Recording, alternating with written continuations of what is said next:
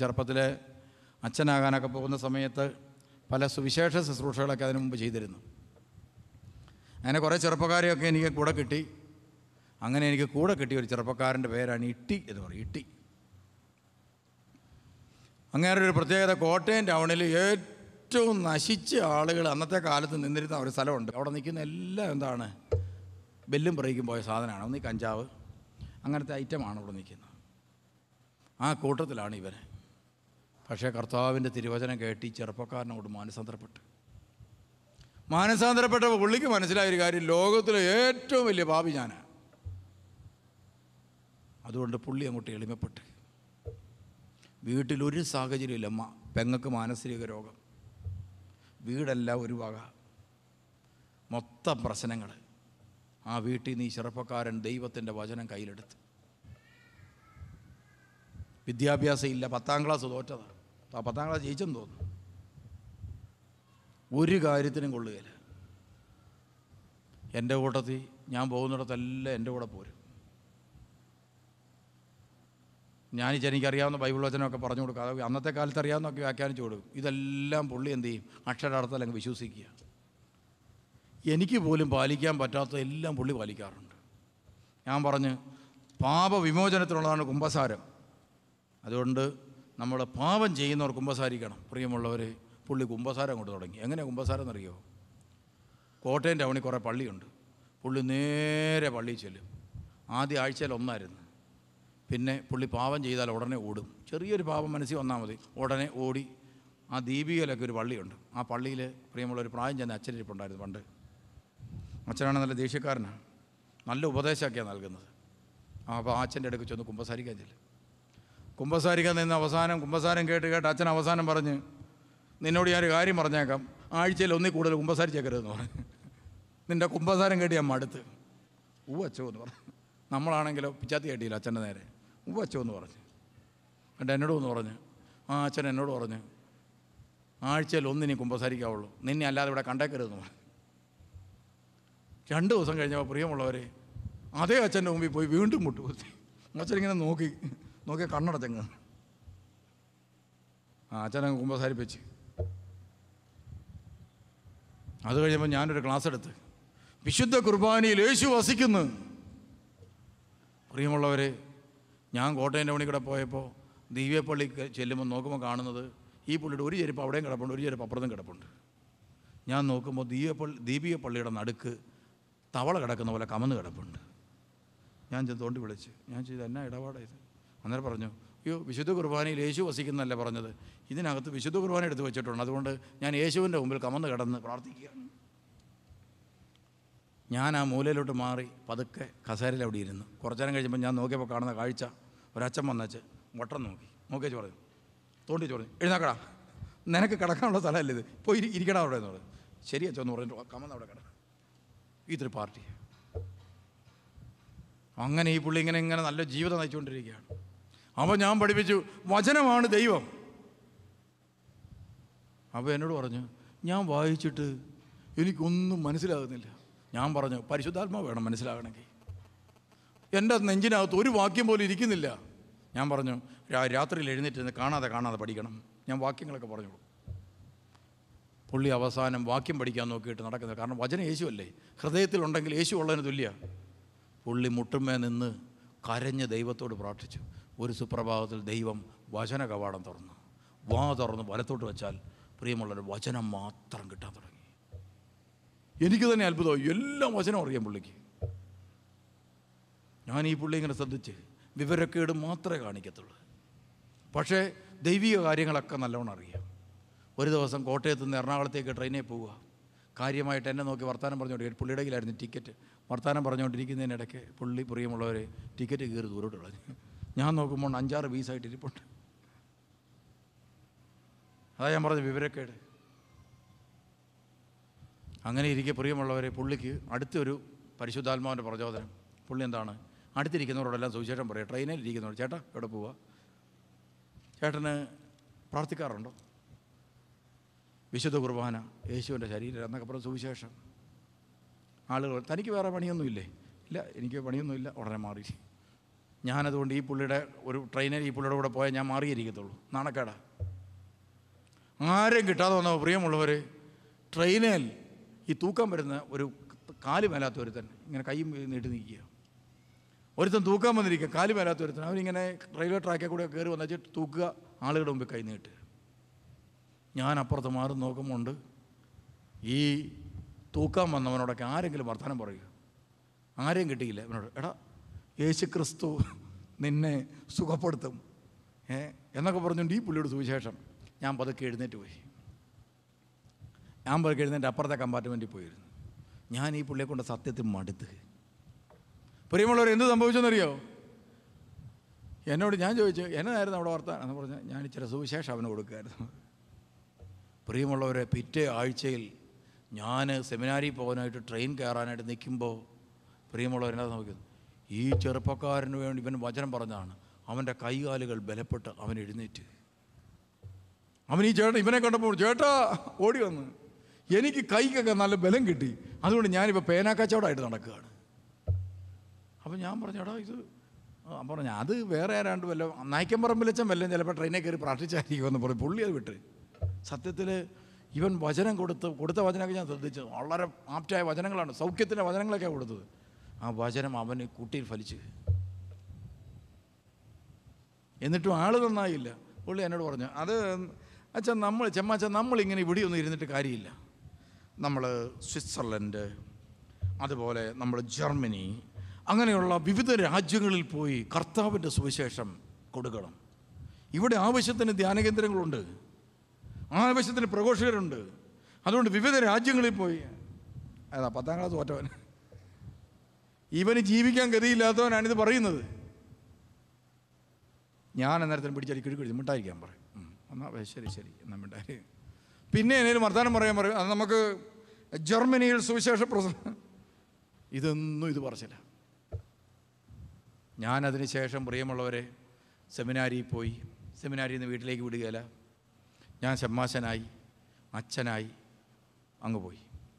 ഇവൻ ഇങ്ങനെ സുവിശേഷ പ്രസംഗമൊക്കെ ആയിട്ട് വേദോസം കഷത്തി വെക്കുക, കോട്ടയൻ്റെ അവിടെ പോയിരുന്ന് പ്രാർത്ഥിക്കുക, പിന്നെയും കുർബാന അനുഭവിക്കുക, പിന്നെ ഏതെങ്കിലും പാപത്തിൽ ചെന്ന് വീഴും, വീണ്ടും കുമ്പസാരിക്കുക. ഈ പരിപാടിയായിട്ട് പുള്ളി രക്ഷപ്പെട്ടില്ല. പുള്ളി അങ്ങനെ അങ്ങ് പോയി.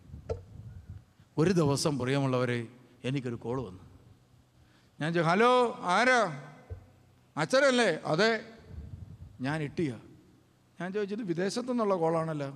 ഞാനിപ്പോൾ സ്വിറ്റ്സർലൻഡിൻ്റെ മാനസാന്തരത്തിനായിട്ട്, അതുപോലെ വേറെ ഓസ്ട്രിയ, എങ്ങനെയാണ്ട് രാജ്യങ്ങളുടെ മാനസാന്തരത്തിനായി പ്രാർത്ഥിച്ചുകൊണ്ട് ഈ രാജ്യത്തിരിക്കുകയാണ്. ഞാൻ ചോദിച്ചു, നീ എങ്ങനെയാണ് അവിടെ ചെന്ന് കള്ളവണ്ടി കയറി പോകാൻ പറ്റുമോ?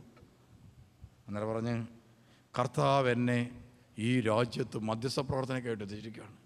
ഞാൻ ലൂർദിലെ മാതാവിൻ്റെ പള്ളിയിൽ പോകണം. എന്നോട് പറഞ്ഞായിരിക്കും നമുക്ക് രണ്ടുപേർ കിടന്ന് ലൂർദിൽ പോയാലോ. പ്രിയമുള്ള, ഇവിടെ എറണാകുളത്തിന് പോകാൻ അന്ന് എൻ്റെ കയ്യിലും കാശില്ല. ഞാനാണ് ഇവന് മസാല ദോശ മേടിച്ചു കൊടുത്തുകൊണ്ടിരിക്കുന്നത് എൻ്റെ പറ്റിൽ. അപ്പോഴാണ് ലൂർദിൽ പോകുന്നത്. നമുക്ക് രണ്ടുപേർ കിടന്ന് ലൂർദിൽ പോയാലോ. മാതാവിനെ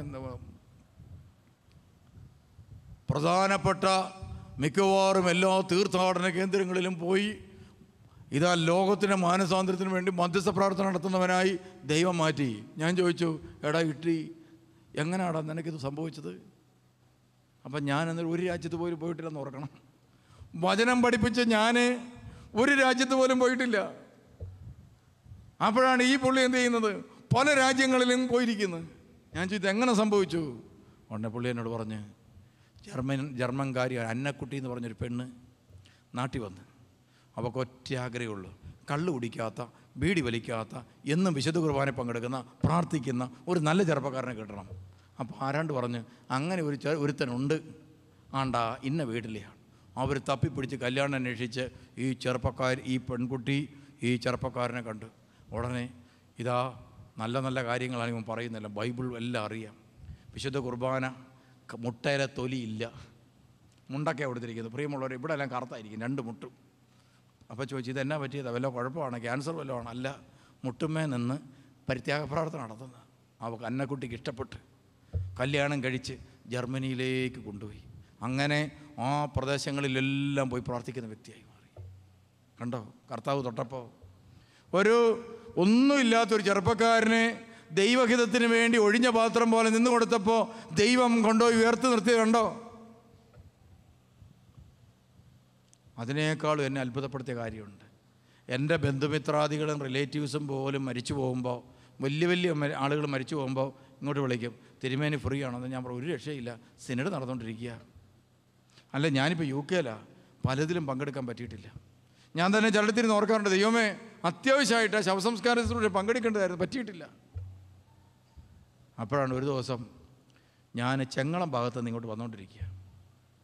വരുന്ന സമയത്ത് എനിക്കൊരു കോള്, ജർമ്മനി. ഞാൻ ചോദിച്ചു, ഹലോ ആരാ എന്നാ പറഞ്ഞു. ഞാൻ ഇട്ടിയ. എന്നാ കൊണ്ട് ഇട്ടി, വിശേഷം സുഖമായിരിക്കുന്നോ ഞാൻ ചോദിച്ചു തമാശയായിട്ട്.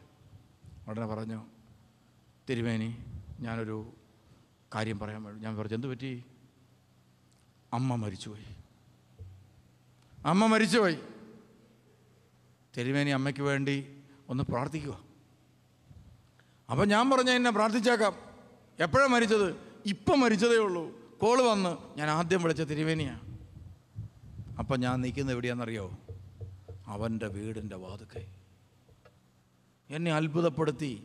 ഒരു ബിഷപ്പായി എന്നെ പൊക്കിയെടുത്ത് വേറൊരു ചവടക്കിന് പോയതാ. പോയിട്ട് വരുന്ന വഴി അവൻ്റെ വീടിൻ്റെ വാതുക്കൽ നിർത്തുന്ന സമയത്ത്, പ്രിയമുള്ളവരെ, എന്നെക്കൊണ്ട് അവിടെ കൊണ്ടുപോയി പ്രാർത്ഥിപ്പിക്കാനും മാത്രം അവൻ്റെ ആത്മാവ് ശക്തമായിരുന്നു. എന്നെ അത് അത്ഭുതപ്പെടുത്തി കളഞ്ഞു.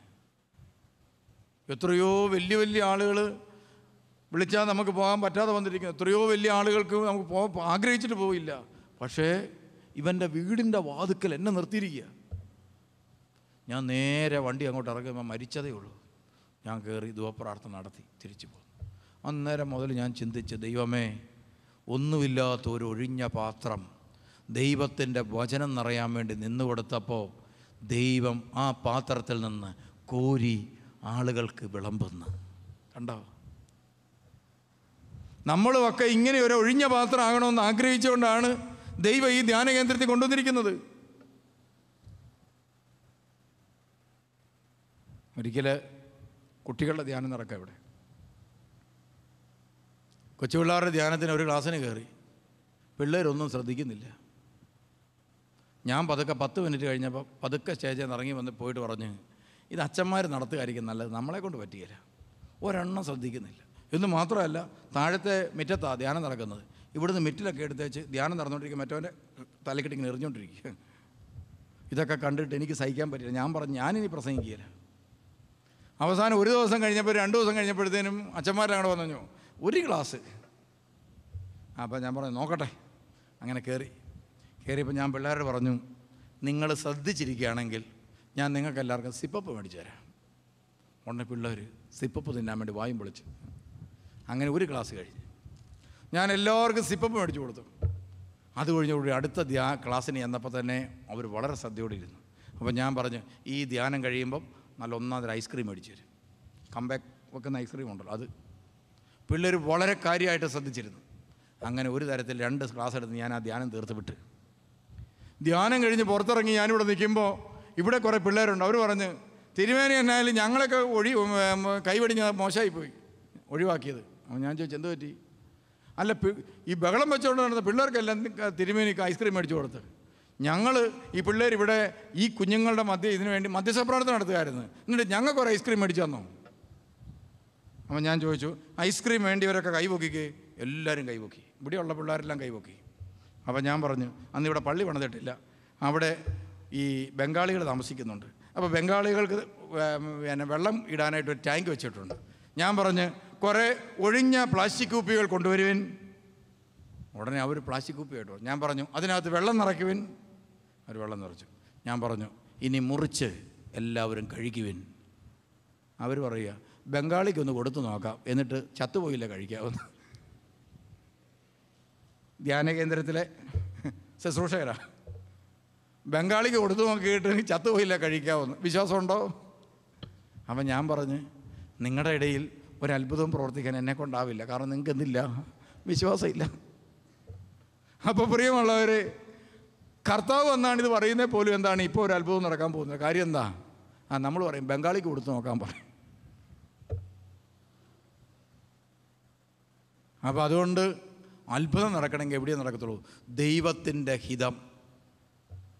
എപ്പോഴാണോ ദൈവത്തിൻ്റെ ഇഷ്ടം നിങ്ങളുടെ ജീവിതത്തിൽ നിങ്ങൾ നടപ്പാക്കുന്നത്, ആ നിമിഷം മുതൽ നിങ്ങളുടെ ജീവിതത്തിൽ ദൈവത്തിൻ്റെ അത്ഭുതം നടപ്പാകും.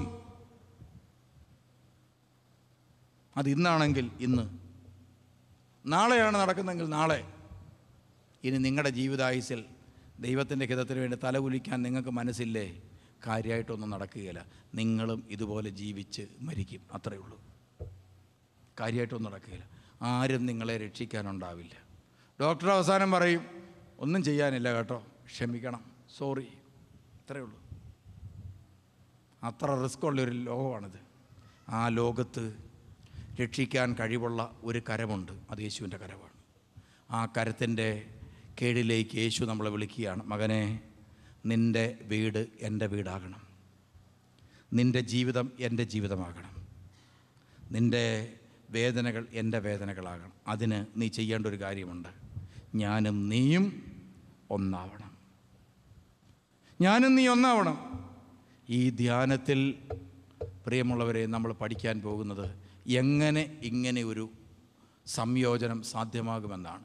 യേശുവുമായിട്ടുള്ളൊരു ജീവിതം എങ്ങനെ സാധ്യമാകുമെന്നാണ്.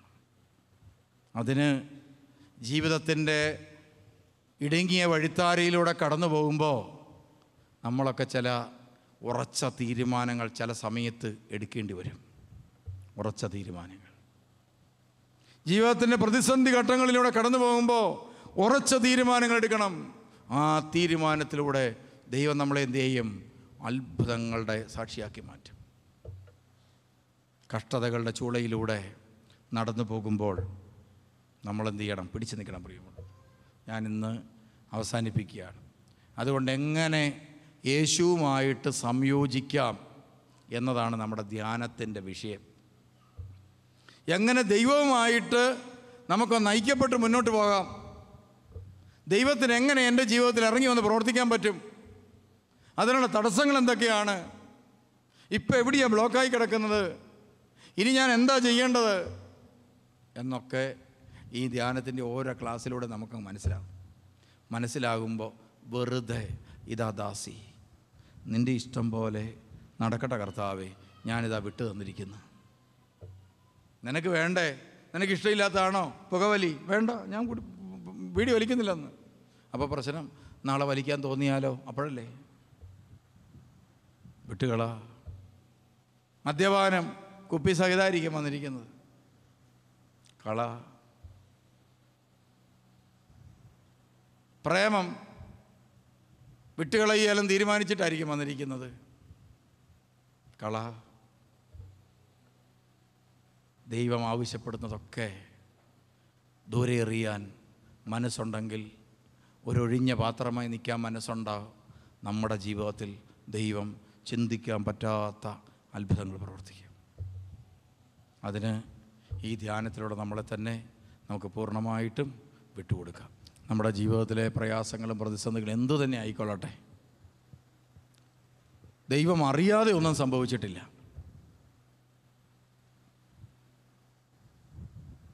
ഒരുപക്ഷെ കാൽവറിയിൽ പരിശുദ്ധ അമ്മയുടെ നെഞ്ചിൽ ഒരു വേദനയും പടച്ചിലും ഉണ്ടായി. എൻ്റെ പൊന്നോമന മകൻ 33-ാമത്തെ വയസ്സിൽ നല്ല പ്രായത്തിൽ നാട്ടുകാരുടെ എല്ലാം മുമ്പിൽ വെച്ച് അപഹാസ്യനായി ഒരു ന്യായാധിപതി ഒരു നീതി നൽകാതെ മരിക്കേണ്ടി വന്നത് എന്തുകൊണ്ടാണ്? അവൻ്റെ ശിഷ്യന്മാർ പോലും അവനെ ഇട്ടെറിഞ്ഞു പോന്നു. ഒരു വ്യക്തി മരിക്കുകയും കൂടെ ചെയ്തു, തൂങ്ങി മരിച്ച്. ഒന്ന് ആലോചിച്ച് നോക്കിയേ, എത്ര ദാരുണമായ ഒരന്ത്യമായിരുന്നു ആ കാൽവറി ക്രൂശിലെ. ഉത്തരവില്ലാത്ത ആ ചോദ്യത്തിന് പിതാവായ ദൈവം കൊടുത്ത ഉത്തരം ലോകം മുഴുവനും യേശുവിനെ ഉയർത്തുന്ന ഒരു സമൂഹം ഉണ്ടായി. നമ്മുടെ ജീവിതത്തിലെ ചില സഹനങ്ങളെ, ചില മുറിവുകളെ ഉയർത്തിപ്പിടിച്ചുകൊണ്ട് നിങ്ങളുടെ ജീവിതത്തിലെ ചില പുത്തൻ അഭിഷേകത്തിലേക്ക്, പുത്തൻ ജീവിതത്തിലേക്ക്, പുത്തൻ ഉൾക്കാഴ്ചയിലേക്ക് നിങ്ങളെ വളർത്താൻ ദൈവം ആഗ്രഹിക്കുന്നു. നിങ്ങളുടെ ജീവിതത്തിലെ പരാജയങ്ങൾ, കടബാധ്യതകൾ, രോഗങ്ങൾ, ക്യാൻസർ രോഗങ്ങൾ, മാരകമായ ചില പ്രതിസന്ധികൾ, ജീവിത പങ്കാളി നഷ്ടപ്പെട്ട അവസ്ഥ, ജീവിത പങ്കാളിയുടെ മാരക രോഗങ്ങൾ, അങ്ങനെ ഒത്തിരി കുടുംബജീവിതം തകർന്ന അവസ്ഥ, ഭാര്യയും ഭർത്താവും പിരിഞ്ഞു നിൽക്കുന്ന അവസ്ഥ, മറ്റുള്ളവരാൽ വഞ്ചിക്കപ്പെട്ടതിൻ്റെ ഓർമ്മകൾ, സാമ്പത്തികമായി വലിയ പ്രശ്നത്തിൽ ചെന്ന് പെട്ടിരിക്കുന്ന അവസ്ഥ, മക്കളില്ലാത്ത അവസ്ഥ, എന്തു തന്നെ ആയിക്കൊള്ളട്ടെ, കർത്താവിന് വിട്ടുകൊടുത്തേ നമുക്ക് പ്രാർത്ഥിക്കാം.